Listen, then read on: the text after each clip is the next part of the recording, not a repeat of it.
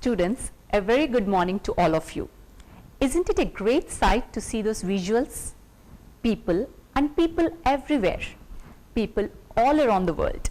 So, in today's class, let us learn about people. Yes, today's class is going to be all about the population. Students, as we all know, population constitutes one of the pivotal elements of social studies. We have learnt about development in previous classes. When we said development for all, we meant the development of all the people, isn't it?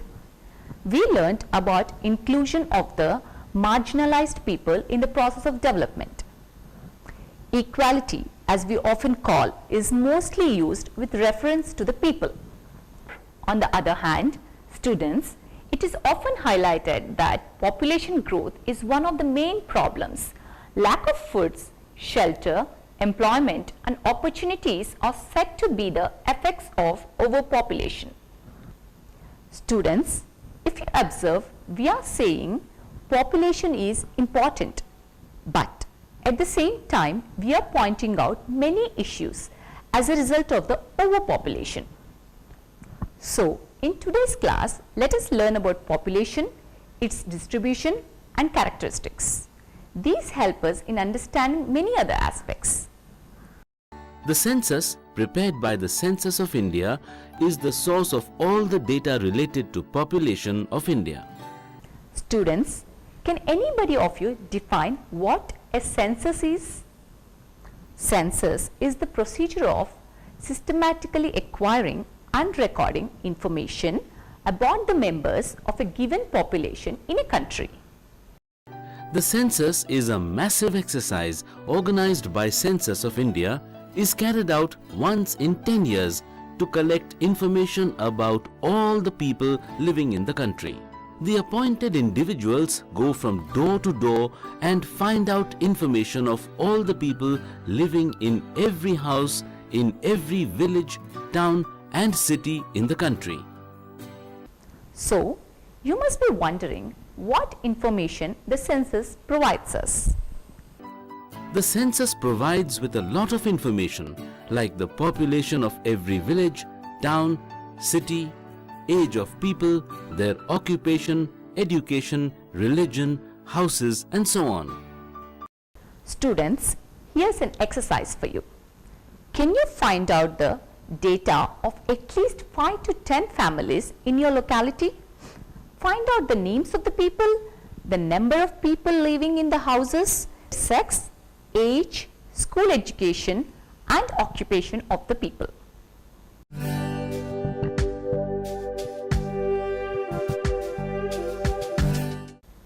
Students, in this part, let us learn in detail what the census brings out. The first in it is the age structure. The age structure, one of the most basic characteristics of the population, is the number of males and females spread across different age groups in the country. Students, how do you think the age can be helpful? The age of the individuals helps in understanding the requirements of the people, the capacity of work, dependency on other people and so on. In addition, the age structure also helps in knowing the number and percentage of children in the country, the working age population, aged persons, which helps as determinants of the social and economic structure of the population. The population is generally grouped into categories. The population is grouped into 3 categories as children, working age and aged. 1. Children. The children category includes children below the age of 15 years.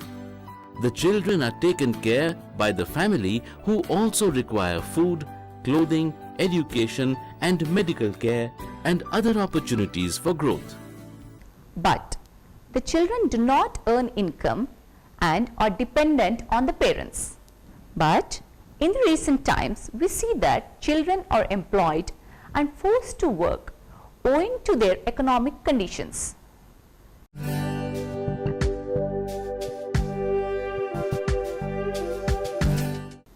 The next category that the population is divided into is the working age.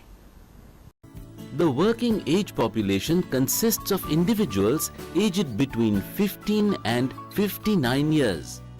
In addition to being termed the working population, the people in this age group are the ones who give birth to the offspring. The people in this age group aspire for good incomes and work security. The other two categories of the population, that is the children and the aged, generally depend on the earnings of this category of people.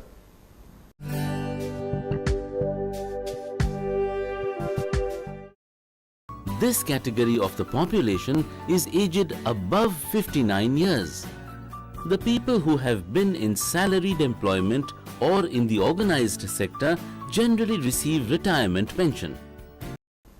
But as we have seen with majority of people falling in the unorganized sector, a lot of agricultural laborers, domestic workers, construction workers, etc. continue working even after they cross the retirement age owing to their financial conditions. Moreover, this age group of people depend on their families for support when they are unable to work. The medical expenses of individuals in this age group are higher than that of the others. Students, in this figure that shows the population pyramid of India in 2011, we can see the various categories of age groups. Students, as you all know, we have midday meal schemes, Anganwadi schemes and so on, which cater to a specific target population. These schemes are especially necessary for the development of children, women and other age groups as they meet the specific needs of the people. Here's an exercise for you. What do you think should be the schemes that can be introduced by the government for these different age groups?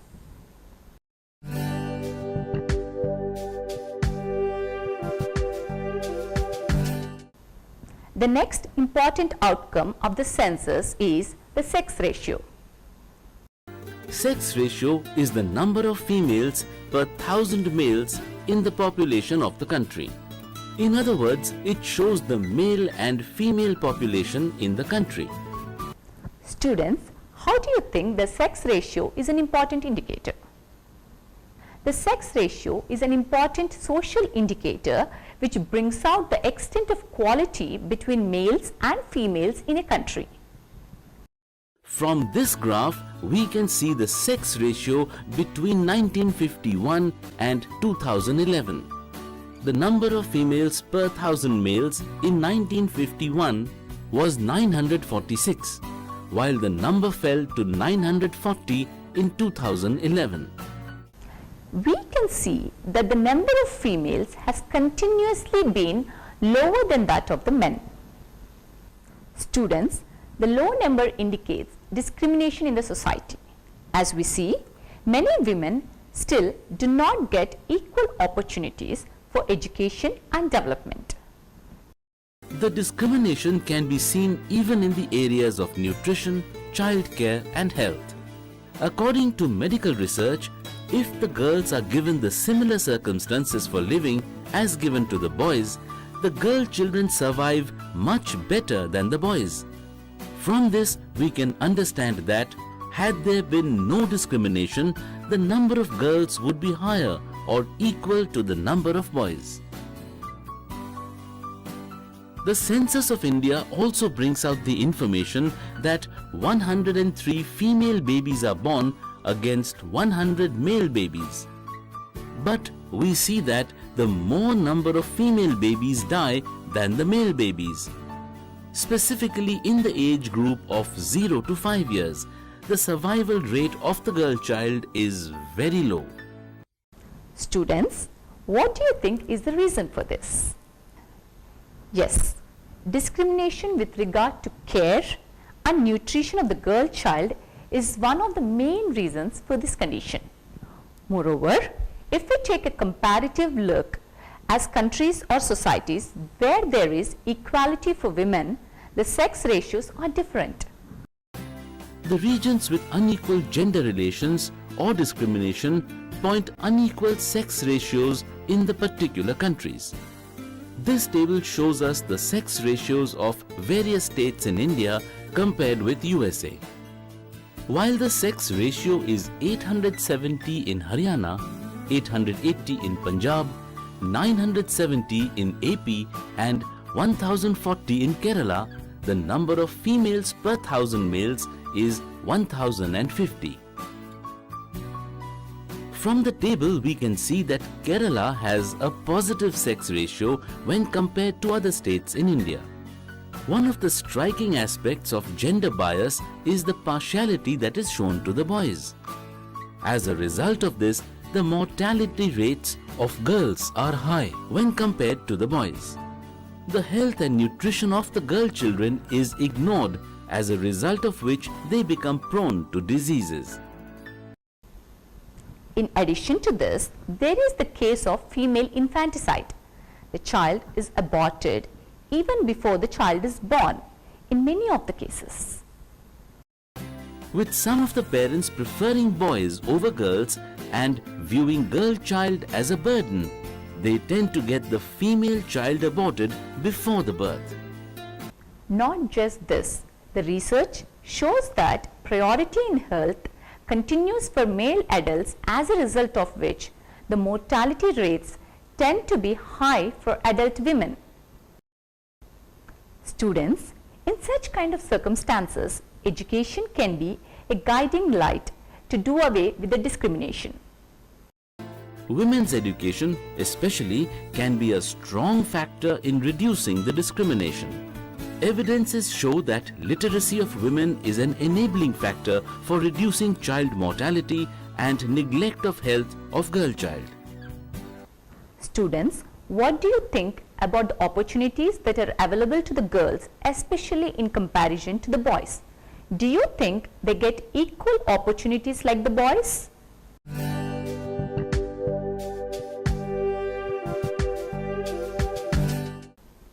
As we all know, literacy or the level of education is an important indicator of socio-economic development in a country.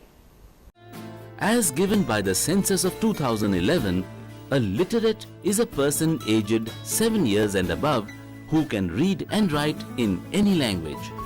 In 1947, during the time of independence, the literacy rate of the country was 12%.